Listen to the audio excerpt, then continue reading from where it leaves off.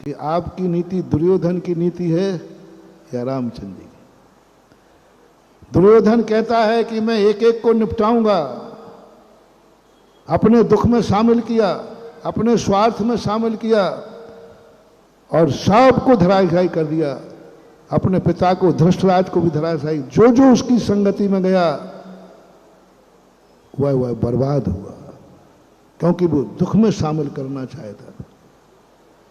और जो जो व्यक्ति, आप लोगों को भी मोटिवेशन लेना, यहाँ 3 बातें मैंने आपको कही।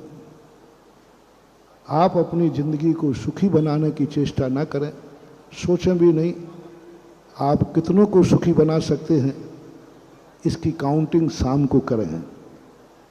कितनों को दुख आज हमने मन वचन काया से दिया है, कितना मन मैंने आज खराब किया है, कितनी आंखें खराब की हैं, कितना धन खराब किया है, कितना मन वचन काया खराब किया है, उसका यदि हम शाम को चिंतन करें और प्रतिक्रमण करें तो हमारे सुख के दिन आ जाएंगे।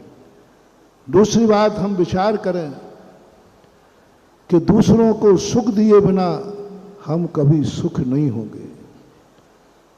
हमें अब ये सोचना है, जैसे रामचंद्र जी ने कहा, पहले हमें सुग्रीव को सुख देना है, इसका संकट दूर होगा। मैं और मेरी वस्तु यदि किसी के काम आती है तो मैं उसको कभी छुपाऊंगा नहीं। मैं और मेरी वस्तु, किसी के आंसू पोंछने में मेरा रूमाल काम आता है तो हम रूमाल को ये नहीं सोचेंगे मेरा टिनोपाल दिया हुआ, गुलाब जल का छिड़का हुआ, प्रेस का हुआ रूमाल है, मैं कैसे गंदा करूं। कितना भी अच्छा रूमाल हो, यदि किसी के आंसू पोंछने में आएगा तो मैं उसे गंदे पर विचार न करके उसके आंसू पोंछ दूंगा। जिसके लिए मैंने पारसनाथ का उदाहरण और श्री राम का उदाहरण दिया। और तीसरा मोटिवेशन जो हमने दिया कि कभी किसी को अपने दुख में शामिल मत करना, अपने के दुख में शामिल नहीं करना, विचार ही नहीं करना, भाव नहीं ये करो कि हे भगवान मुझे कुछ नहीं चाहिए, यदि मेरा दुख दूर होवे या नहीं होवे, लेकिन मैं कभी अपना दुख किसी को बांटूंगा नहीं, मैं खुद भोगूंगा, मैं अपना दुख स्वयं भोगूंगा, मैं किसी को दुख नहीं बांटूंगा। जैसे रामचंद्र जी ने नहीं बांटा, इसलिए उनकी विजय हुई। और दुर्योधन ने अपना सारा दुख बांटा, अपने संकट में सबको लाया, सब मिट गए, स्वयं बर्बाद हो गए। और सुख का दिन आए तो कभी अकेले नहीं भोगना। सुख का दिन आते ही कितने लोग अपने हैं, उनको हम कितना अंश दे सकते हैं, कितना सुखी दे सकते हैं, कितना मैं उनके लिए हो सकता हूं।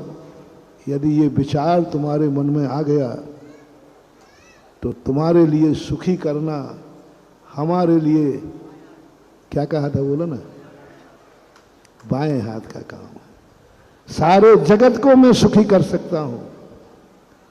बस आज जो 3 मोटिवेशन हमने जो तुम्हें दिए, इसकी साधना तुम्हें करना है, इसका आचरण तुम्हें करना है। सिहोरा के लिए ये 3 गुरु मंत्र दे दिए तुम्हें, इनके ऊपर तुम विचार करो। हम भगवान के मंदिर में भी जाएं तो दुख रोने के लिए ना जाएं। दुखी जिस दिन हो उस दिन जाओ या ना जाओ मंदिर में, जिस दिन सुखी हो उस दिन जरूर दीपक लेके मंदिर में जाना, नरियल लेके जाना। भगवान कैसे आया, अक्सर कर बताओ, समय हो रहा है। व्यक्ति दुख के दिनों में मंदिर को ज्यादा याद करते कि सुख के दिनों में है, दुख के दिनों में। और मैं बिल्कुल उल्टा बोल रहा हूं। आज क्यों नहीं जा रहा मंदिर में? नहीं, मैं भगवान को बहुत चाहता हूं, भगवान मुझे बहुत चाहते हैं। आज मैं बहुत दुखी हूं, मंदिर नहीं जाऊंगा, क्योंकि मैं अपने दुख में भगवान को भी शामिल नहीं करूंगा। और किसी सुख का दिन हो,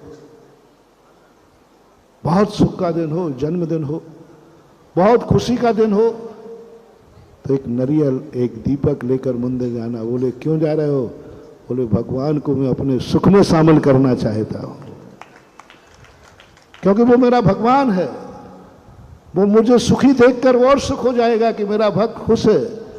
और जितना अपन भगवान को खुशी दे सकेंगे, भगवान तो खेत है, हमारी जिंदगी में खुशहाली की फसल लहराए। क्योंकि हमने भगवान को सुख के दिनों में भगवान को बांटा। सुख का दिन हमने मंदिर में बिताया, सुख के दिन में हमने पूजा की, सुख के दिन में हमने शांति धारा की, सुख के दिन में मंदिर में जाकर तीर्थ यात्रा की। कोई साधारण कवि नहीं था कबीरदास। दुख में सुमरन सब करे, सुख में करे, और जो सुख में तो दुख। बस यही तो है प्रवचन का सार। हम दुख के दिनों में मंदिर को चुनते हैं और नीति कह रही है सुख के दिनों में मंदिर। सुख के दिन में माला फेरो, दुख के दिन में तो बहुत फेर ली। सुख के दिन की माला, सुख के दिन का साधना। धर्म सुखी लोगों के लिए है।